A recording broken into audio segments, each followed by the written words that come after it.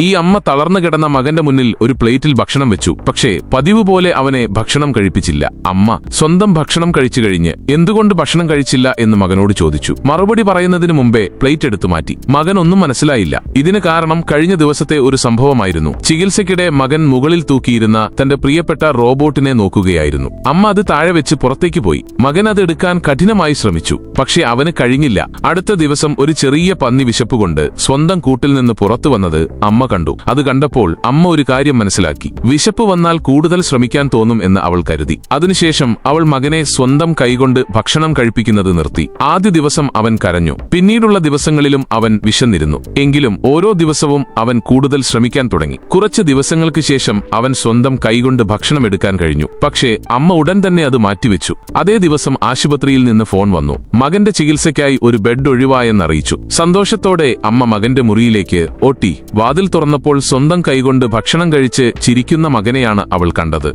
അത് കണ്ട അമ്മയുടെ കണ്ണുകൾ സന്തോഷം കൊണ്ട് നിറഞ്ഞു. ആ അമ്മയുടെ ശ്രമം ഒടുവിൽ വിജയിച്ചു.